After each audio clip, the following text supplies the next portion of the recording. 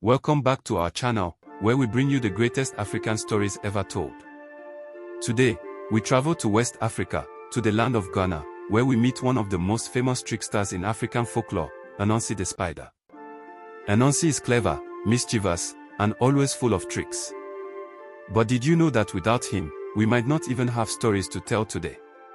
Sit back, relax, and let me take you on a journey into the world of Ananse. Long ago, in the time when the world was still young, there were no stories among humans. The only one who had stories was Nyam, the sky god. Nyam kept all the stories in a great wooden box, high up in the heavens. People would sit around their fires at night, staring at the stars, but they had no tales to share. No legends. No laughter. No wisdom passed down. Then came Ananse.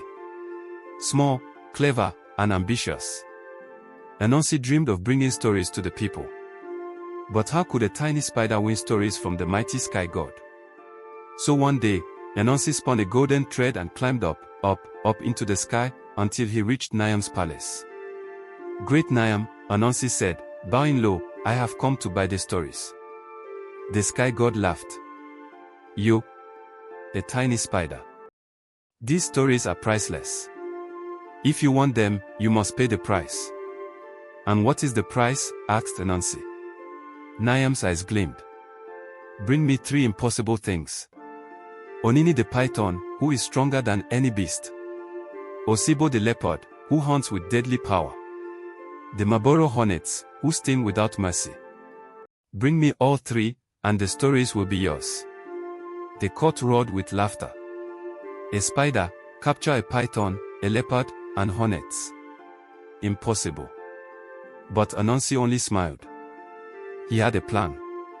First, Ananse went to the river where Onini the python lived.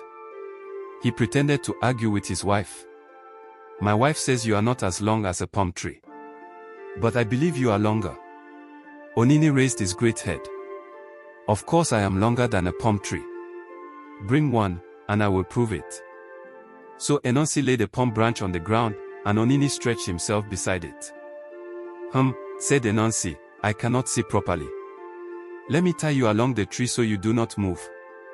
Before Onini realized the trick, Ananse had tied him head to tail with rope. Caught. And with that, Ananse carried the great python to Nyam. Next, Ananse searched for Osibo the leopard. He dug a deep pit and covered it with branches and leaves. That night, Osibo came prowling and, whoosh, fell straight into the trap. When morning came, Ananse stood at the top of the pit. "Oh dear Osibo, what happened to you?" "Ananse. Help me out of here," growled the leopard. "Of course," Ananse said sweetly. "I will help, but my arms are too weak. Let me tie a rope to your tail, and I shall pull you up." Osibo agreed. But instead of pulling him out, Ananse tied the rope around a tree and left Osibo dangling upside down. Caught again. And Ananse carried him to Nyam. The last task was the trickiest, the Maboro hornets. Their stings could bring down even the strongest man. Ananse thought hard. Then, he took a calabash filled with water and poured it over his head. He ran to the hornet's nest, shouting, "Oh friends, have you not heard? The rains are coming. Quick, quick, climb into this calabash, and I will keep you safe." The hornets buzzed in panic. Believing Ananse's lie, they flew straight into the calabash. Ananse sealed the top with a leaf, caught again.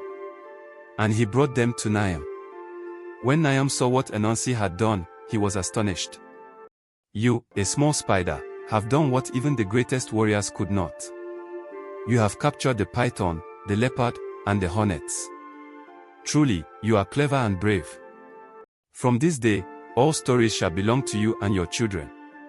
And Nyam gave the great wooden box of stories to Ananse.